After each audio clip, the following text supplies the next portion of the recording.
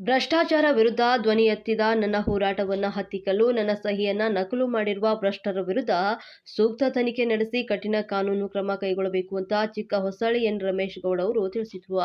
ಪಟ್ಟಣದ ಪ್ರವಾಸಿ ಮಂದಿರದಲ್ಲಿ ಸುದ್ದಿಗೋಷ್ಠಿ ನಡೆಸಿ ಮಾತನಾಡಿದ ಅವರು, ನಮ್ಮ ಅಗ್ರಹಾರ ಬಾಚಹಳ್ಳಿ ಗ್ರಾಮ ಪಂಚಾಯಿತಿ ವ್ಯಾಪ್ತಿಯ ಚಿಕ್ಕಹೊಸಳ್ಳಿ ಗ್ರಾಮದ ಚರಂಡಿ ನಿರ್ಮಾಣ ಕಾಮಗಾರಿ ಮತ್ತು ಕೇಂದ್ರ ಸರ್ಕಾರದ ಮಹತ್ವಾಕಾಂಕ್ಷೆ ಯೋಜನೆಯಾದ ಜಲಜೀವನ್ ಮಿಷನ್ ಕುಡಿಯುವ ನೀರಿನ ಕಾಮಗಾರಿ, 15ನೇ ಹಣಕಾಸಿನ ಯೋಜನೆಯ ಕಾಮಗಾರಿಗಳು ಹಾಗೂ ಮಹಾತ್ಮ ಗಾಂಧಿ ಉದ್ಯೋಗ ಖಾತ್ರಿ ಯೋಜನೆಗಳ ಕಾಮಗಾರಿಯಲ್ಲಿ ಭಾರಿ ಅಕ್ರಮ ಕಳಪೆ ಕಾಮಗಾರಿಯ ಜೊತೆಗೆ ಸರ್ಕಾರಿ ನಿಯಮಗಳನ್ನು ಪಾಲಿಸದೆ ಹಣ ದುರುಪಯೋಗವಾಗಿದೆ ಅಂತ ಸಂಬಂಧಪಟ್ಟಂತ ಜಿಲ್ಲಾ ಪಂಚಾಯಿತಿ ಇಂಜಿನಿಯರ್ ಲೋಕೇಶ್, ಗ್ರಾಮ ಪಂಚಾಯಿತಿ ಅಧ್ಯಕ್ಷರು ಮತ್ತು ಗ್ರಾಮ ಪಂಚಾಯಿತಿ ಅಭಿವೃದ್ಧಿ ಅಧಿಕಾರಿ ಸೆಲ್ಫಾ ಜಿಎಸ್ ರವರ ವಿರುದ್ಧ ನಾನು 26/5/2025ರಂದು ಮಂಡ್ಯ ಜಿಲ್ಲಾ ಪಂಚಾಯಿತಿಯ ಮುಖ್ಯ ಕಾರ್ಯನಿರ್ವಾಹಕ ಅಧಿಕಾರಿಗಳಿಗೆ ಮತ್ತು ಮಂಡ್ಯ ಜಿಲ್ಲಾ ಮಾನ್ಯ ಓಂಬಡ್ಸ್ಮನ್ ರವರಿಗೆ ಹಾಗೂ ತಾಲೂಕು ದಿನಾಂಕ 30/6/2025ರಂದು ಕರ್ನಾಟಕ ಲೋಕಾಯುಕ್ತರಿಗೆ ದೂರು ನೀಡಿದೆ.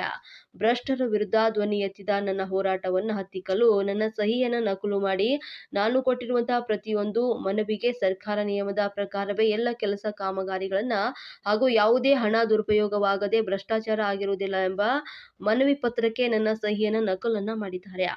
ಯಾರೇ ಆಗಿರಲಿ ನನ್ನ ಸಹಿಯನ್ನು ನಕಲು ಮಾಡಿರುವಂತಹ ಭ್ರಷ್ಟ ಕಿಡಿಗೇಡಿಗಳ ವಿರುದ್ಧ ಸೂಕ್ತ ತನಿಖೆಯನ್ನು ನಡೆಸಿ ಕ್ರಮವನ್ನು ಕೈಗೊಳ್ಳಬೇಕು. ಇಲ್ಲದಿದ್ದರೆ ಉಗ್ರ ಹೋರಾಟಕ್ಕೂ ಸಿದ್ಧವಿದ್ದೇನೆ.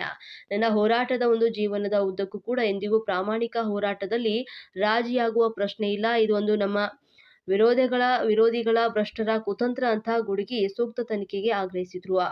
ಸುದ್ದಿಗೋಷ್ಠಿಯಲ್ಲಿ ಮುಖಂಡರಾದಂತಹ ವಸಂತ್ ಕುಮಾರ್, ಪುರುಷೋತ್ತಮ್, ಲೋಕೇಶ್, ಸಿಎನ್ಸಿ ಮಹೇಶ್ ರವರು ಹಾಜರಿದ್ದರು. ಮನವಿ ಮಾಡಿದ್ದೀನಿ, ನೀವು ಬೇರೆ ತಾಲೂಕಿನ ಅಧಿಕಾರಿಗಳಿಂದ ನಮ್ಮ ಗ್ರಾಮದಲ್ಲಿ ನಡೆದಿರ್ತಕ್ಕಂಥ ಕಾಮಗಾರಿಗಳನ್ನ ನೀವು ತನಿಖೆ ಮಾಡಿಸಿ, ನಾವು ತಪ್ಪಿತಸ್ಥರಿಗೆ ನೀವು ಶಿಕ್ಷೆ ಮಾಡಿ ಅಂತ ನಾನು ಮನವಿ ಮಾಡಿದ್ದೀನಿ. ಮತ್ತೊಮ್ಮೆ ಇವತ್ತು ಮತ್ತೆ CS ಭೇಟಿ ಮಾಡ್ತೀನಿ.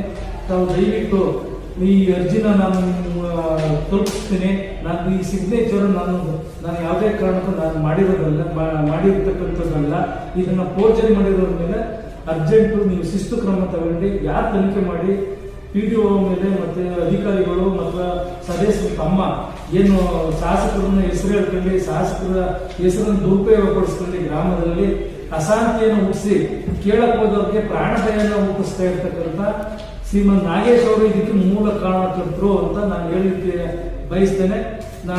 ನಾವು ಅರ್ಜಿ ಕೊಟ್ಟಿರೋ ಮೇಲೆಲ್ಲ ಧಮಕಿ ಹಾಕುವಂಥದ್ದನ್ನು ಒಂದು ಪ್ರವೃತ್ತಿ ಬೆಳೆಸ್ಕೊಂಡು ಹಿಂದೆ ರಸ್ತೆ ವಿಚಾರದಲ್ಲೂ ಸುಧಾ ಯಾರೋ KRS ಪಕ್ಷದ ಒಬ್ಬ ಕಾರ್ಯಕರ್ತರು ಪ್ರಶ್ನೆ ಮಾಡೋದಕ್ಕೆ ಅವ್ರಿಗೆ